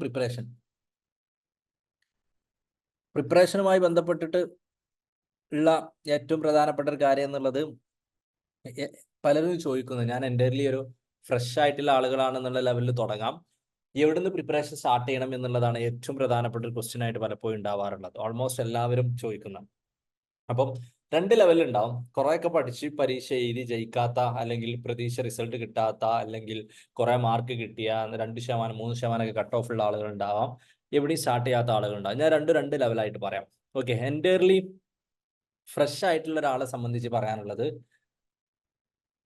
നിങ്ങൾ ചെയ്യേണ്ടത് 3 സ്റ്റെപ്പാണ്. ഏതൊരു മത്സര പരീക്ഷയാണെങ്കിലും കോമ്പറ്റേറ്റീവ് എക്സാമിനേഷൻ ആണെങ്കിലും 3 കാര്യങ്ങളാണുള്ളത്: syllabus, previous year question, mock test. പ്രിപ്പറേഷനിൽ ഇതാണുള്ളത്. അപ്പൊ നിങ്ങൾ ആദ്യം ചെയ്യേണ്ടത് സിലബസ് വായിച്ചു നോക്കുക. സിലബസ് നിങ്ങൾക്ക് ഗൂഗിളിൽ ഡൗൺലോഡ് ചെയ്യാൻ പറ്റും. നിങ്ങൾക്ക് www.aifa.in വെബ്സൈറ്റിൽ നിന്ന് നിങ്ങൾക്ക് എല്ലാ സബ്ജക്റ്റിന്റെ സിലബസ് നിങ്ങൾക്ക് ഡൗൺലോഡ് ചെയ്യാം. So the first and the most important thing is syllabus download ചെയ്യാം, അല്ലെങ്കിൽ സിലബസ് വായിക്കുക, സിലബസ് പഠിക്കാം. സിലബസ് നമ്മൾ അക്കസ്റ്റംഡ് ആവാന്നൊക്കെ പറഞ്ഞാൽ സിലബസ് ഒരുപാട് വായിച്ചിട്ട് പരിചയപ്പെടുക. രണ്ടാമത്തെ ആസ്പെക്ട്, ഈ സിലബസ് എസ്പെഷ്യലി പേപ്പർ 1 കുറച്ച് വ്യത്യാസമുണ്ടെങ്കിലും പേപ്പർ 2 മെജോറിറ്റി കംപ്ലീറ്റ് എന്ന് ഞാൻ പറയുന്നില്ല, നിങ്ങൾ ഡിഗ്രിക്കോ PGക്കോ ഒക്കെ ആയിട്ട് നിങ്ങൾ പഠിച്ചിട്ടുള്ളതായിരിക്കാം. അപ്പൊ അതേസമയം അപ്പം നിങ്ങൾക്ക് ഒരു കോൺഫിഡൻസ് വരും, ഇത് കുറെ എനിക്ക് അറിയുന്നതാണല്ലോ എന്നുള്ളത്. അത് ഒരു നല്ല കോൺഫിഡൻസ് ആണ്. പക്ഷെ അതോടൊപ്പം തന്നെ ചിലപ്പോൾ നിങ്ങൾ എങ്ങനെയാണോ PGക്ക് പഠിച്ചിട്ടുള്ളത്, UGക്ക് പഠിച്ചിട്ടുള്ളത്, ആ രീതിയിലുള്ള ക്വസ്റ്റ്യൻ ആവില്ല UGC നെറ്റിന് വരുന്നത്. കാരണം മോസ്റ്റ് ഓഫ് ദ കേസസ് ഇപ്പൊ മാറ്റങ്ങൾ വരുന്നുണ്ട്, but still most of the cases നിങ്ങൾ PGയോ UGയോ കംപ്ലീറ്റ് ആയിട്ടുണ്ടാവും ഡിസ്ക്രിപ്റ്റീവ് എക്സാം എഴുതിയിട്ടായിരിക്കും. ഡിസ്ക്രിപ്റ്റീവ് എക്സാം എഴുതിയിട്ടായിരിക്കും. UGC നെറ്റ് എന്ന് പറയുന്നത് നമുക്കറിയുന്ന പോലെ ഒരു ഒബ്ജക്റ്റീവ് എക്സാം ആണ്. UGC നെറ്റ് എന്ന് പറയുന്നത് ഒരു ഒബ്ജക്റ്റീവ് എക്സാം ആണ്. അപ്പൊ ഡിസ്ക്രിപ്റ്റീവ് എക്സാമും ഒബ്ജക്റ്റീവ് എക്സാമും ഡിഫറെന്റ് ആണ്. അപ്പൊ ഈ ഒബ്ജക്റ്റീവ് എക്സാമിന് നിങ്ങൾ ഒരു പെർട്ടിക്കുലർ സബ്ജക്റ്റിന്റെ ആ ഒരു ടോപ്പിക് പഠിക്കുന്നതും ഒരു ഡിസ്ക്രിപ്റ്റീവ് എക്സാമിന് പഠിക്കുന്നതിനും ചില വ്യത്യാസങ്ങൾ ഉണ്ടായിരിക്കും. ആ വ്യത്യാസങ്ങൾ എങ്ങനെയാണ് നിങ്ങൾക്ക് മനസ്സിലാക്കാൻ സാധിക്കുക എന്ന് ചോദിച്ചാൽ, ആ വ്യത്യാസങ്ങൾ എങ്ങനെയാണ് മനസ്സിലാക്കാൻ സാധിക്കുക എന്ന് ചോദിച്ചാൽ, I will say it will be through previous year question. Previous year question നോക്കുക, പരമാവധി പ്രീവിയസ് ഇയർ ക്വസ്റ്റ്യൻ പഠിക്കുക. പരമാവധി പ്രീവിയസ് ഇയർ ക്വസ്റ്റ്യൻ വായിക്കുക എന്നുള്ളതിലൂടെ ആയിരിക്കും. അപ്പം നിങ്ങൾ നിങ്ങൾ സപ്പോസ് സൈക്കോളജിയിൽ നിങ്ങൾ ഒരുപാട് പ്രീവിയസ് ഇയർ ക്വസ്റ്റ്യൻ വായിക്കുന്ന സമയത്ത് നിങ്ങൾക്ക് ഒരു ഐഡിയ കിട്ടും. നിങ്ങൾ PGക്ക് പഠിച്ചിട്ടുള്ള വാട്ട് വി ക്യാൻ സേ മെമ്മറിയിൽ നിന്ന് അല്ലെങ്കിൽ ഇന്റലിജൻസിൽ നിന്ന് ഏത് രീതിയിലുള്ള ക്വസ്റ്റ്യൻ ആണ് UGC നെറ്റ് എക്സാമിന് ചോദിക്കുക എന്നുള്ളൊരു ഐഡിയ കിട്ടും. അപ്പോൾ അവിടെയാണ് പ്രീവിയസ് ഇയർ ക്വസ്റ്റ്യൻ. അപ്പോൾ ഒരു 2-3 പ്രീവിയസ് ഇയർ ക്വസ്റ്റ്യൻ നിങ്ങൾ ചെയ്യുക. അപ്പോൾ അവിടെ ക്വസ്റ്റ്യങ്ങളെ എവിടെ നിന്നാണ് പ്രീവിയസ് ഇയർ ക്വസ്റ്റ്യൻ കിട്ടുക, എങ്ങനെയാണ് പ്രീവിയസ് ഇയർ ക്വസ്റ്റ്യൻ കിട്ടുക എന്നുള്ളൊരു കൺഫ്യൂഷൻ ചിലപ്പോൾ നിങ്ങൾക്ക് ഉണ്ടാവാൻ സാധ്യതയുണ്ട്. അതിൽ മനസ്സിലാക്കേണ്ട ഒരു കേസ്, UGC നെറ്റ് നോർമലി അവരുടെ പ്രീവിയസ് ഇയർ ക്വസ്റ്റ്യൻ ഇപ്പോൾ ഒഫീഷ്യലി പുറത്തിറക്കാറില്ല. ഒഫീഷ്യലി പുറത്തിറക്കാറില്ല. അപ്പോൾ അതുകൊണ്ട് നിങ്ങൾക്ക് എന്ത് ചെയ്യാന്ന് ചോദിച്ചാൽ, എയ്ഫറിന്റെ വെബ്സൈറ്റ് നിങ്ങൾ സ്ക്രീനിൽ കാണുന്നുണ്ടെന്ന് കരുതുന്നു. www. eifer.in വെബ്സൈറ്റിൽ കയറിയാൽ നിങ്ങൾക്ക് അതിലെ ഫ്രീ മെറ്റീരിയൽ എന്നുള്ള ആസ്പെക്റ്റിൽ നിന്ന് നിങ്ങൾക്ക് ഡൗൺലോഡ് ചെയ്യാവുന്നതാണ്. നിങ്ങൾക്ക് ഡൗൺലോഡ് ചെയ്യാവുന്നതാണ്. നിങ്ങൾക്ക് ഈ പ്രീവിയസ് ഇയർ ക്വസ്റ്റ്യൻ നിങ്ങൾക്ക് കിട്ടും. നിങ്ങൾക്ക് പ്രീവിയസ് ഇയർ ക്വസ്റ്റ്യൻ നിങ്ങൾക്ക് കിട്ടുന്നതായിരിക്കും. So this is it. ഇതാണ് അതിൽ മനസ്സിലാക്കേണ്ട രണ്ടാമത്തെ ഒരു പ്രധാനപ്പെട്ട കാര്യം എന്ന് പറയുന്നത്. രണ്ടാമത്തെ ഒരു പ്രധാനപ്പെട്ട കാര്യം എന്ന് പറയുന്നത് സിലബസ്, PYQ. മൂന്നാമത്തത്, നിങ്ങൾ സിലബസും ഒരുപാട് പഠിച്ചു, PYQ പഠിച്ചിട്ടുണ്ടെങ്കിൽ മോക്ക് ടെസ്റ്റുകൾ കൂടി ചെയ്യണം. ആ ഒരു ഓൺലൈൻ എക്സാം എക്സ്പീരിയൻസ്. കാരണം എന്താണെന്ന് വെച്ചാൽ, ഞാനെപ്പോഴും പറയാറുണ്ട്, studying is a science while writing an online exam is an art. To qualify an exam you should be an scientific artist എന്ന് പറയും. സയന്റിഫിക് ആർട്ടിസ്റ്റ് എന്ന് പറയുന്നത് പറഞ്ഞാൽ ആ ഒരു മോക്ക് ടെസ്റ്റുകൾ പരമാവധി എഴുതിയിട്ട് നിങ്ങൾക്ക് ശീലമാവേണ്ടതുണ്ട്. ആ മോക്ക് ടെസ്റ്റുകൾ പരമാവധി മനസ്സിലാക്കിയിട്ട് നിങ്ങൾക്ക് എന്താ പറയുക, അതിനെക്കുറിച്ചൊരു ഐഡിയ കിട്ടേണ്ടതുണ്ട്. അതിനെക്കുറിച്ചൊരു ഐഡിയ നിങ്ങൾക്ക് കിട്ടേണ്ടതുണ്ട്. സോ അതുകൊണ്ട് it's important you do mock test എന്നുള്ളത്. ഇതാണ് ഇവിടെയാണ് ഉള്ളത്. ഇങ്ങനെയാണ് നിങ്ങൾ ഫ്രം ദ സ്ക്രാച്ച് തുടങ്ങുന്ന ഒരാളാണെങ്കിൽ. ഇനി ഓൾറെഡി പഠിച്ചു കഴിഞ്ഞാണ്, കുറേയൊക്കെ പ്രീവിയസ് ഇയർ ക്വസ്റ്റ്യൻ നോക്കിയിട്ടുണ്ട്, കുറേയൊക്കെ വായിച്ചിട്ടുണ്ട്, കുറേ ആയിട്ട് ഇങ്ങനെ നെറ്റ് എക്സാം ഒക്കെ എഴുതുന്നുണ്ട്, ഞാൻ എന്താണ് ചെയ്യേണ്ടത് എന്നുള്ളതാണ് നിങ്ങളുടെ അടുത്തൊരു ക്വസ്റ്റ്യൻ എങ്കിൽ, ഒരു ക്വസ്റ്റ്യൻ എങ്കിൽ അവിടെ ഞാൻ പറയുക, it's all about what we can say previous year question revising എന്ന് പറയും. അതായത് സിലബസ് വേണം നിർബന്ധമല്ല, നിങ്ങൾക്ക് സിലബസ് ഓൾറെഡി അറിയുമായിരിക്കും. അത്ര പരിചയം ഇല്ലെങ്കിൽ ഒന്നൊക്കെ വായിച്ചു നോക്കാം. പക്ഷെ പ്രീവിയസ് ഇയർ ക്വസ്റ്റ്യൻ ഒരു 4 to 5 പ്രീവിയസ് ഇയർ ക്വസ്റ്റ്യൻ എങ്കിലും ചെയ്യുക. റാൻഡം ആയിട്ട് ഇഫ് പോസിബിൾ ഏറ്റവും ലേറ്റസ്റ്റ് ആയിട്ടുള്ള ഒരു 4 to 5 പ്രീവിയസ് ക്വസ്റ്റ്യൻസ് നിങ്ങൾ ചെയ്യുക. 4 to 5 പ്രീവിയസ് ക്വസ്റ്റ്യൻസ് നിങ്ങൾ ചെയ്യുക. അങ്ങനെ 4 to 5 പ്രീവിയസ് ക്വസ്റ്റ്യൻസ് നിങ്ങൾ ചെയ്താൽ 4 to 5 പ്രീവിയസ് ക്വസ്റ്റ്യൻസ് നിങ്ങൾ ചെയ്താൽ അടുത്തതായിട്ട് നിങ്ങൾ ചെയ്യേണ്ട ഒരു കാര്യം എന്ന് പറയുന്നത് basically what we can say, ആ ഒരു പ്രീവിയസ് ഇയർ ക്വസ്റ്റ്യന്റെ അടിസ്ഥാനത്തിൽ ഏത് ഏരിയാസിലാണ്, ഏത് ടോപ്പിക്കിലാണ്, it's a paper 1 or paper 2, paper 1 ആവട്ടെ പേപ്പർ 2 ആവട്ടെ, ഏത് ഏരിയാസിലാണ്, ഏത് ടോപ്പിക്കിലാണ് നിങ്ങൾ വീക്ക് ആയിട്ടുള്ളത് എന്നുള്ളത് മനസ്സിലാക്കുക.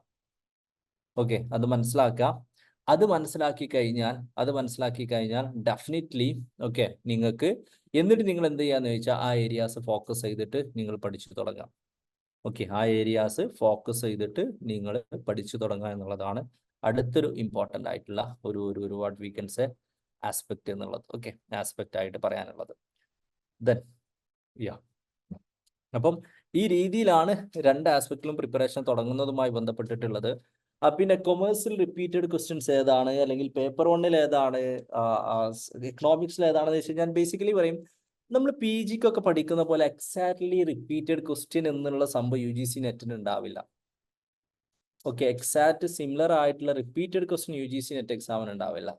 UGC നെറ്റ് എക്സാമിന് തിരിച്ചാണ് ഉണ്ടാവുക. ആ റിപ്പീറ്റഡ് അല്ലെങ്കിൽ അതിന്റെ ഒരു അപ്ലിക്കേഷൻ ലെവലിൽ നിന്നൊക്കെ വേണമെങ്കിൽ നമുക്ക് പറയാൻ പറ്റുന്ന റിപ്പീറ്റഡ് പാറ്റേൺ ഓഫ് ക്വസ്റ്റ്യൻ ആണ് UGC നെറ്റ് എക്സാമിന് ഉണ്ടാവുക. Repeated pattern of question UGC net എക്സാമിന് ഉണ്ടാവാം. UGC നെറ്റ് എക്സാമിന് ഉണ്ടാവാം എന്നുള്ളതാണ് അതിൽ വാട്ട് വി കൻ സേ മനസ്സിലാക്കേണ്ട പ്രധാനപ്പെട്ട ഒരു കാര്യം എന്നുള്ളത്. പ്രധാനപ്പെട്ട ഒരു കാര്യം എന്നുള്ളത് അതാണ്. സോ ആ ഒരു ടൈപ്പ് ഓഫ് ഇതിലായിരിക്കും ഉണ്ടാവുക, ആ ഒരു ടൈപ്പിലായിട്ടായിരിക്കും ഉണ്ടാവുക എന്നുള്ളത് മനസ്സിലാക്കുക. ഓക്കെ, ആരോ ക്വസ്റ്റ്യൻ ചോദിച്ചിട്ടുണ്ട്, അതുകൊണ്ടാണ്. അപ്പം പരമാവധി ക്വസ്റ്റ്യൻസ് വായിച്ചാൽ പിന്നെയും ടോപ്പിക് സ്പെസിഫിക് വാരി ചെയ്തുകൊണ്ട് ഇപ്പൊ പേപ്പർ വണ്ണൊക്കെ എടുത്ത് നോക്കുക. പേപ്പർ വണ്ണിലൊക്കെ 100% നിങ്ങൾക്ക് ഡേറ്റ ഇന്റർപ്രിട്ടേഷൻ്റെ ഒക്കെ പ്രീവിയസ് ഇയർ ക്വസ്റ്റ്യൻ പാറ്റേണിലാണ് വരിക, 100%. പക്ഷെ ആ 100% ഡാറ്റ ഇന്റർപ്രിട്ടേഷൻ്റെ മാത്രമേ വരുള്ളൂ എന്നുള്ളതാണ്. വേറെ മാത്സോ ലോജിക്കൽ റീസണിങ്ങോ ബാക്കിയുള്ള സംഭവങ്ങളിലൊന്നും 100% അങ്ങനെ വരില്ല. ഓക്കെ, 100% അങ്ങനെ വരില്ല എന്നുള്ളതാണ് അതിൽ മനസ്സിലാക്കേണ്ട ഒരു പ്രധാനപ്പെട്ട ഒരു കാര്യം എന്നുള്ളത്. ഓക്കെ, പ്രധാനപ്പെട്ട ഒരു കാര്യം എന്നുള്ളത്. അപ്പം സബ്ജക്ട് സ്പെസിഫിക് ആയിട്ട് അത് മാറിക്കൊണ്ടേയിരിക്കും എന്നുള്ളതാണ് അതുമായി ബന്ധപ്പെട്ടിട്ട് മനസ്സിലാക്കേണ്ട ഒരു case. then any more doubts പ്രിപ്പറേഷനുമായി ബന്ധപ്പെട്ടിട്ട്? ഓക്കെ, പ്രിപ്പറേഷനുമായി ബന്ധപ്പെട്ടിട്ട് എന്തെങ്കിലും ഡൗട്ട് ഉണ്ടെങ്കിൽ ചാറ്റ് ബോക്സിൽ ചോദിക്കാം. somebody is asking regarding IFER course നിങ്ങൾക്ക് അറിയാമെന്ന് കരുതുന്നു. ഐഫർ UGC നെറ്റിൽ കേരളത്തിൽ തന്നെ തുടർച്ചയായിട്ട് കഴിഞ്ഞ 3 വർഷത്തോളമായിട്ട് ഏറ്റവും കൂടുതൽ റിസൾട്ട് നേടുന്ന പ്ലാറ്റ്ഫോമാണ്. ആൻഡ് ഏറ്റവും ലേറ്റസ്റ്റ് എക്സാമിൽ നമുക്ക് 486 സ്റ്റുഡൻസ് ആണ് നെറ്റ് ക്വാളിഫൈ ചെയ്തിട്ടുള്ളത്. 47 JRF ആണ് ഡിസംബർ 2023 റിസൾട്ട് എന്ന് പറയുന്നത്. സോഫ കഴിഞ്ഞ 3 വർഷം കൊണ്ട് കേരളത്തിൽ 1524 നെറ്റും 211 JRF-ഉം ഐഫർ എൻ്റെ സ്റ്റുഡൻസ് ക്വാളിഫൈ ചെയ്തിട്ടുണ്ട്. ഓക്കെ, ഇതാണ് ഐഫർ, കേരളാസ് നമ്പർ 1 ഇൻസ്റ്റിറ്റ്യൂട്ട് ആണ്. അപ്പോൾ ആരൊക്കെ ഐഫറിന്റെ കോഴ്സിനെ കുറിച്ചും ചാറ്റ് ബോക്സിൽ പറഞ്ഞിട്ടുണ്ടായിരുന്നു. അപ്പം ഐഫർ വരുന്ന എക്സാമിന്, ജൂൺ എക്സാമിന് വേണ്ടിയിട്ടുള്ള ഐഫറിന്റെ ലാസ്റ്റ് കോഴ്സുകളുടെ അഡ്മിഷൻ നടന്നുകൊണ്ടിരിക്കുകയാണ്. ഓക്കെ, അതായത് ഫൈനൽ ലാപ്പ് എന്ന് പറയുന്ന കോഴ്സാണ്, JRF ഫൈനൽ ലാപ്പ് എന്ന് പറയുന്ന കോഴ്സാണ്. 35 hours of live session, 80+ hours of recorded session, okay, 40 hours of previous year questions, study materials, okay, then whole syllabus, daily test, progress report, explanation, previous year weekly mock എല്ലാമുള്ള final ബാച്ചിന്റെ admission നടന്നുകൊണ്ടിരിക്കുന്നുണ്ട്. If you are interested, നിങ്ങൾക്ക് സ്ക്രീനിൽ കാണുന്ന നമ്പറിൽ contact ചെയ്യാം.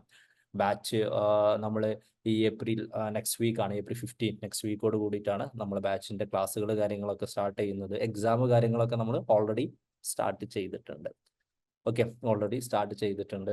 So ഇതാണ് ഏറ്റവും ലേറ്റസ്റ്റ് ആയിട്ടുള്ള നമ്മുടെ ഒരു ബാച്ച് ആയിട്ട് വരുന്നത്.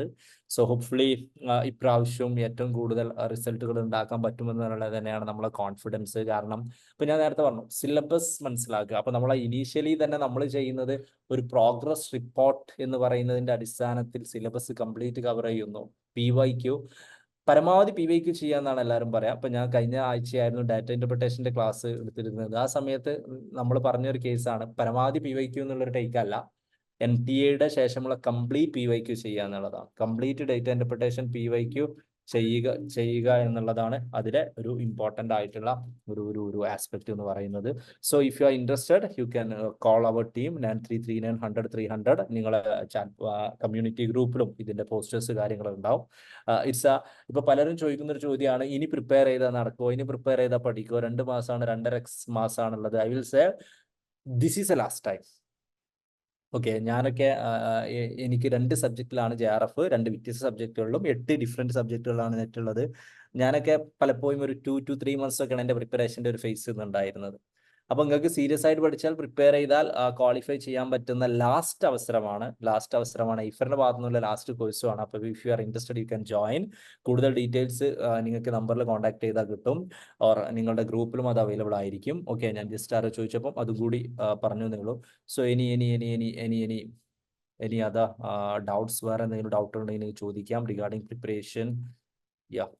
ഏതൊക്കെ സബ്ജക്റ്റ് ആണ് നമ്മൾ ആസ് ഓഫ് നോ നമ്മൾ പ്രൊവൈഡ് ചെയ്യുന്നതെന്ന് ചോദിച്ചാൽ, ഓക്കെ, ഏറ്റവും ഡിഫറെൻ്റ് ആയിട്ട് ഏറ്റവും ഡൈവേഴ്സിഫൈ ആയിട്ടുള്ള സബ്ജക്റ്റുകൾ നമ്മൾ പ്രൊവൈഡ് ചെയ്യുന്നുണ്ട്. Paper 1 psychology, commerce, economics, English, Malayalam, Arabic, political science, sociology, history, management, mass communication പോലെയുള്ള സബ്ജക്റ്റുകൾ ഡീറ്റെയിൽ ആയിട്ടും ഇമ്പോർട്ടൻ്റ് ടോപ്പിക്കുകളും ഡിസ്കഷനും വെച്ചിട്ട് നമ്മൾ സോഷ്യൽ വർക്ക്, പെർഫോമിംഗ് ആർട്സ്, എൻവയോൺമെന്റൽ science, law, home science, computer science, library science, life science, physical education, geography, along with then life science also, CSER also.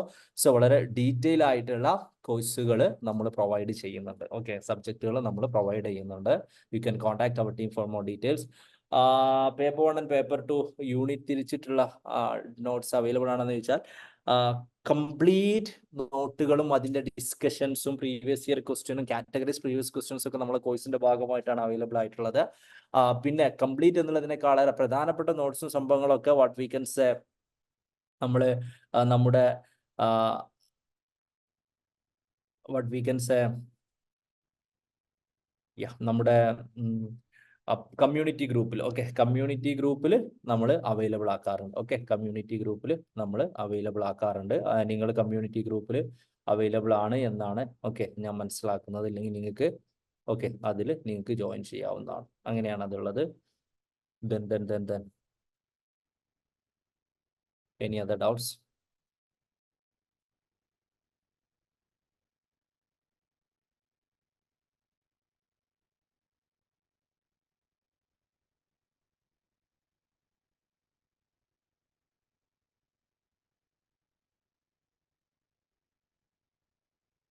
Yeah. Any further doubts regarding preparation ഉണ്ടെങ്കിൽ നിങ്ങൾക്ക് ചോദിക്കാം. Previous year ക്വസ്റ്റിന്റെ importance എന്ന് ചോദിച്ചാൽ ഞാൻ പറഞ്ഞു previous question വളരെ important ആണ്. But it varies from paper 1 to paper 2. Paper 1ലും പേപ്പർ 2ലും അത് വ്യത്യസ്ത മോഡലാണ് ഇമ്പോർട്ടന്റ്. ചില സബ്ജക്റ്റുകൾക്ക് പ്രീവിയസ് ഇയർ ക്വസ്റ്റ്യൻ അതിന്റെ ഓപ്ഷൻസ് വളരെ ഇമ്പോർട്ടന്റ് ആണ്. ചില സബ്ജക്റ്റുകൾക്ക് അത്ര ഇമ്പോർട്ടന്റ് അല്ല. അതുപോലെ തന്നെ പേപ്പർ 1ൽ തന്നെ 10 ടോപ്പിക് നമുക്കുണ്ട്. നിങ്ങൾക്കറിയാം, teaching aptitude, research, communication, reading comprehension, logical reasoning, mathematical reasoning, data interpretation, ICT, higher education environment, 10 topic ഉണ്ട്. ഈ 10 ടോപ്പിക്കിൽ എല്ലാ ടോപ്പിക്കിനും പ്രീവിയസ് ഇയർ ക്വസ്റ്റ്യൻ ഒരുപോലെ അല്ല ഇമ്പോർട്ടന്റ് ആയിട്ട് വരുന്നത്. ഒരുപോലെ അല്ല എന്ന് പറഞ്ഞ ഡേറ്റ ഇന്റർപ്രിട്ടേഷനിൽ നിങ്ങൾ പ്രീവിയസ് ഇയർ ക്വസ്റ്റ്യൻ മാത്രം ചെയ്താൽ മതി. ടീച്ചിങ്ങിനും കമ്മ്യൂണിക്കേഷനും റിസർച്ചിനും പ്രീവിയസ് ഇയർ ക്വസ്റ്റ്യൻ ഇമ്പോർട്ടന്റ് ആണ്. ഡാറ്റയ്ക്ക് വെരി വെരി ഇമ്പോർട്ടന്റ് ആണെങ്കിൽ ടീച്ചിങ്, കമ്മ്യൂണിക്കേഷൻ, റിസർച്ച് ഇമ്പോർട്ടന്റ് ആണ്. ലോജിക്കലിനും മാത്സിനും ഇമ്പോർട്ടന്റ് ആണ്. സിമിലർ ക്വസ്റ്റ്യൻസ് കിട്ടും, കംപ്ലീറ്റ് അങ്ങനെ ആവണമെന്നില്ല. റീഡിംഗ് കോമ്പ്രിഹെൻഷനിൽ ഒരു പരിധിക്കപ്പുറം പ്രീവിയസ് ഇയർ ക്വസ്റ്റ്യനോട് കാര്യമില്ല. ICT, ഹയർ എഡ്യൂക്കേഷൻ എൻവയോൺമെന്റിലും ഒരു പരിധിക്കപ്പുറം കാര്യമില്ല. ഒരു ബേസിക് ആസ്പെക്റ്റിലാണ് നിങ്ങൾക്ക് അതിന്റെ ഒരു ഐഡിയ ഉണ്ടാവുക എന്നുള്ളതാണ്. അപ്പൊ അതായത് ഞാൻ പറഞ്ഞത് വെച്ചാൽ ഡീറ്റെയിൽ ആയിട്ട് പ്രീവിയസ് ഇയർ ക്വസ്റ്റ്യനും അതിന്റെ ഇമ്പോർട്ടൻസിനെ കുറിച്ച് നമ്മൾ വെബിനാർ ചെയ്തിട്ടുണ്ടെന്നാണ് ഞാൻ മനസ്സിലാക്കുന്നത്. നിങ്ങൾ എയ്ഫർ എഡ്യൂക്കേഷൻ്റെ യൂട്യൂബ് ചാനൽ സബ്സ്ക്രൈബ് ചെയ്താൽ നിങ്ങൾക്ക് കൂടുതൽ അതിനെക്കുറിച്ച് ഒരു ഐഡിയ കിട്ടും. നമുക്ക് ഇവിടെ ലിമിറ്റഡ് ടൈം ആയതുകൊണ്ട് ഞാൻ അങ്ങനെ പറയുന്നില്ല. അപ്പോൾ ഓരോ സബ്ജക്റ്റിനും വിത്തിൻ സബ്ജക്റ്റിലെ ടോപ്പിക്കുകൾക്ക് പോലും പ്രീവിയസ് ഇയർ ക്വസ്റ്റ്യൻ്റെ അപ്ലിക്കേഷൻ ഡിഫറൻസ് ഉണ്ട്.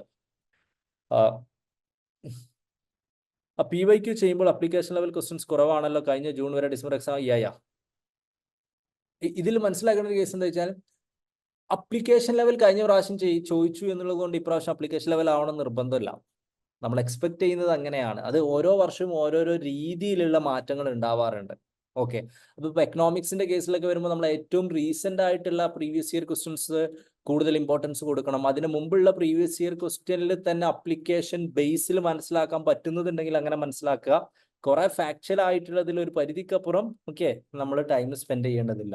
ഒരു കുറെ പരിധിക്ക്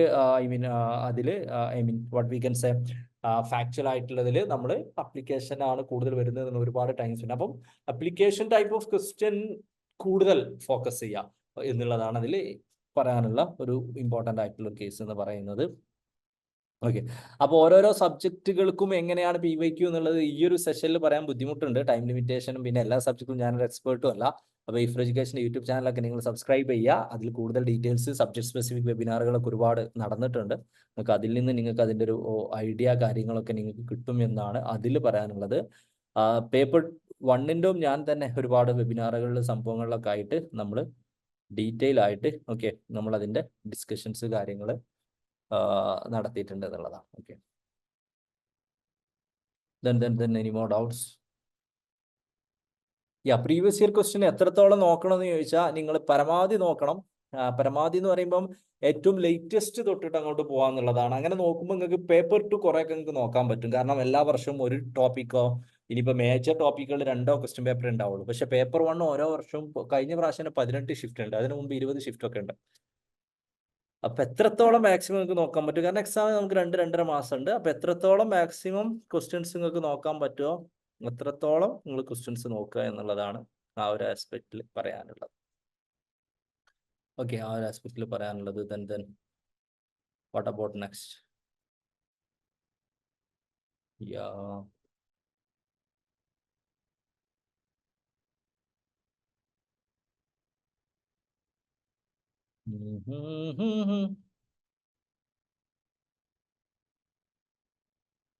പ്രീവിയസ് ഇയർ ക്വസ്റ്റ്യൻ കംപ്ലീറ്റ് പ്രധാനപ്പെട്ട എല്ലാ സബ്ജക്റ്റുകളും പേപ്പർ 1ൻ്റെ ഒക്കെ എയ്ഫറിന്റെ വെബ്സൈറ്റിലുണ്ട്. ദെൻ കറണ്ട് അഫയേഴ്സ് എങ്ങനെയാണെന്ന് ചോദിച്ചാൽ അത്ര ഇമ്പോർട്ടൻ്റ് അല്ല പേപ്പർ വണ്ണിന് കറണ്ട് അഫയേഴ്സ്. കുറച്ച് ഹയർ എഡ്യൂക്കേഷനിലാണ് കുറച്ചെങ്കിലും കറണ്ട് അഫയേഴ്സ് ഉണ്ടാവുക. ICT അത് നമ്മൾ ഡിസ്കഷന്റെ ഭാഗമായിട്ട് ഉണ്ടാവാറുണ്ട്. സാധാരണ നമ്മൾ സിവിൽ സർവീസ് ബാക്കിയുള്ള മത്സര പരീക്ഷകൾ എന്നൊക്കെ പറയുന്ന പോലെ ഓക്കെ അത്രക്ക് ഇമ്പോർട്ടൻ്റ് അല്ല ഇവിടുത്തെ കറണ്ട് അഫയേഴ്സ് എന്നുള്ളതാണ് മനസ്സിലാക്കേണ്ടത്. ഓക്കെ, UGC നെറ്റിന്റെ കമ്പ്യൂട്ടർ സയൻസ് PYQ നമ്മൾ കമ്പൈൽ ചെയ്യുന്നേ ഉള്ളൂ. ആസ് ഓഫ് നോ അവൈലബിൾ അല്ല എന്നാണ് മനസ്സിലാക്കുന്നത്. ഉടനെ തന്നെ വരും. ഇനി ഇഫ് എഡ്യൂക്കേഷൻ ക്ലാസ്സസ് ഓൺലൈനായി കിട്ടുമെന്ന് വെച്ചാൽ ഇഫ് എഡ്യൂക്കേഷൻ്റെ ക്ലാസ്സസ് കംപ്ലീറ്റ് ഓൺലൈൻ ആയിട്ടാണ്. We don't provide offline classes. Okay, നമ്മൾ ഓഫ്ലൈൻ ക്ലാസ്സസ് പ്രൊവൈഡ് ചെയ്യുന്നില്ല, കംപ്ലീറ്റ് ഓൺലൈൻ ക്ലാസ്സസ് ആണ് എന്നുള്ളതാണ് മനസ്സിലാക്കേണ്ടത്. ഓക്കെ, ദെൻ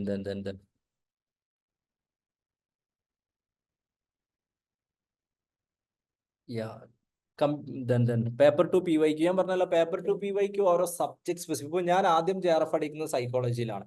അതിലൊക്കെ ഞാൻ ഡീറ്റെയിൽ ആയിട്ട് സൈക്കോളജിയുടെ ഓപ്ഷൻ സ്പെസിഫിക് ആയിട്ട് നോക്കിയിട്ടുണ്ടായിരുന്നു, ഹെൽപ്പ് ചെയ്തിരുന്നു. കൊമേഴ്സിലും കുറച്ച്, പക്ഷേ എല്ലാ സബ്ജക്റ്റും അതുപോലെയല്ല. അപ്പോൾ എനിക്കൊരു ജനറലി പറയാൻ പറ്റില്ല. നിങ്ങളെ യൂട്യൂബ് ചാനലൊക്കെ സബ്സ്ക്രൈബ് ചെയ്യുക. നമ്മുടെ ഒരുപാട് സബ്ജക്റ്റുകളുടെ PYQ അതിൻ്റെ ഇമ്പോർട്ടൻസ് ഏരിയയുടെ വീഡിയോസ് നിങ്ങൾ അതിൽ ഫോക്കസ് ചെയ്യുക. അതുകൊണ്ടാണ് ഒരു ജനറൽ ആയിട്ട് നമുക്ക് പറയാൻ പറ്റാത്തതുകൊണ്ടാണ്. പേപ്പർ വണ്ണിലെ പീപ്പിൾ ആൻഡ് എൻവയോൺമെന്റ് എങ്ങനെയാണ് പ്രിപ്പയർ ചെയ്യേണ്ടതെന്ന് ചോദിച്ചാൽ കുറെ ഫാക്ച്വൽ ആയ, അതായത് പീപ്പിൾ ആൻഡ് എൻവയോൺമെന്റ് പ്രത്യേകത ഈസി ടോപ്പിക് ആണ്, പക്ഷേ കുറെ വാസ്റ്റ് ആണ്, വൈഡ് ആണ്, ഫാക്ച്വൽ ആണ്. 5ൽ 5 ക്വസ്റ്റ്യൻ നേടുക എന്നുള്ളത് വളരെ ബുദ്ധിമുട്ടാണ്, നിയർലി ഇമ്പോസിബിൾ ആണ്. നമ്മൾ എത്ര പഠിച്ചാലും ഇൻഡെപ്ത് ആയിട്ട് വേറെ എന്തെങ്കിലും ക്വസ്റ്റ്യൻസ് ചോദിക്കും. അപ്പോൾ പരമാവധി സിലബസിൽ സ്പെസിഫിക് ആയിട്ട് പറഞ്ഞിട്ടുണ്ട് ഗ്ലോബൽ എൻവയോൺമെന്റൽ കൺസർവേഷൻ എഫേർട്സ്. അതിലിപ്പോൾ റിയോ സമ്മിറ്റിൽ നമുക്ക് convention on biological diversity, united nation framework convention on climate change, united nation convention to combat desertification. അപ്പോൾ നമ്മളെ കൺവെൻഷൻ ഓൺ ബയോളജിക്കൽ ഡൈവേഴ്സിറ്റിയിലേക്ക് വരുമ്പോൾ നഗോയ പ്രോട്ടോകോൾ, കാട്ടാകന പ്രോട്ടോകോൾ, UNFCCയിലേക്ക് വരുമ്പോൾ ക്യോട്ടോ പ്രോട്ടോകോൾ, അതിൽ annex 1, annex 2, non annex 1, annex A, annex B. Okay, ഇങ്ങനെ ഓരോ, അതായത് സിലബസിൽ സ്പെസിഫിക് ആയിട്ട് പറഞ്ഞിട്ടുള്ള കാര്യങ്ങൾ പറ്റാവുന്നത്ര ഡീറ്റെയിൽ ആയിട്ട് നമ്മൾ പഠിക്കുക എന്നുള്ളതാണ് അതിൽ നോക്കാനുള്ള പ്രധാനപ്പെട്ട ഒരു കാര്യം. ഓക്കെ, അങ്ങനെ നമ്മൾ പരമാവധി എക്സ്പെർട്ടൈസ് ആവാൻ ശ്രമിക്കുക എന്നുള്ളതാണ്. Then any more doubts?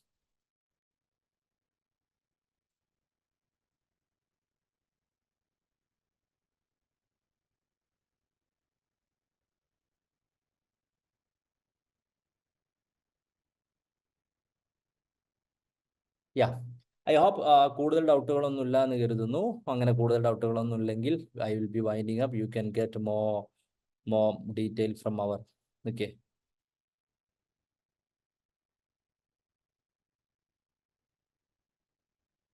Paper 1 paper 2 side different exam അല്ലല്ല. പേപ്പർ 1 ഒരുമിച്ചാണ് എക്സാം ഉണ്ടാവുക. അതിൽ 100 ക്വസ്റ്റ്യൻ പേപ്പർ 2 ഉണ്ടാവും. ഓക്കെ, 50 ക്വസ്റ്റ്യൻ പേപ്പർ 1ലും 100 ക്വസ്റ്റ്യൻ പേപ്പർ 2. അപ്പോൾ ഒരുമിച്ച് ആയിരിക്കും, 3 മണിക്കൂർ ആയിരിക്കും. നിങ്ങൾക്ക് പേപ്പർ 1 അറ്റൻഡ് ചെയ്തിട്ട് പേപ്പർ 2 അറ്റൻഡ് ചെയ്യാൻ അങ്ങനെയും ചെയ്യും. ഓക്കെ, അതാണ് സംഭവം.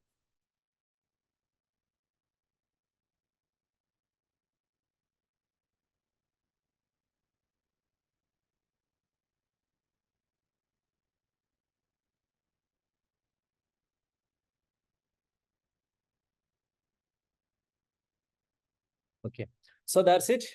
കൂടുതൽ ഡൗട്ടുകളൊന്നും ഇല്ല എന്ന് കരുതുന്നു. അപ്പോൾ ഏറ്റവും ലേറ്റസ്റ്റ് ആയിട്ടുള്ള നമ്മുടെ ഫൈനൽ ലാബ് ബാച്ച് നമ്മൾ ജസ്റ്റ് സ്റ്റാർട്ട് ചെയ്യാണ്. Okay, it's a final option, it's a final time for you to qualify to prepare for the 2 months exam. Okay, അടുത്ത എക്സാം നമ്മൾ പറഞ്ഞ പോലെ JRFനും അതുപോലെ നെറ്റിനും PhD അഡ്മിഷനും എല്ലാം ക്രൂഷ്യൽ ആയിട്ടുള്ള എക്സാം ആണ്. So make sure you prepare well. Okay, if interested, you can be a part of WAFER also together. Let's make it possible. Let's qualify. Make sure you subscribe to WAFER Education YouTube channel for more. Okay, so that's it. Thank you all.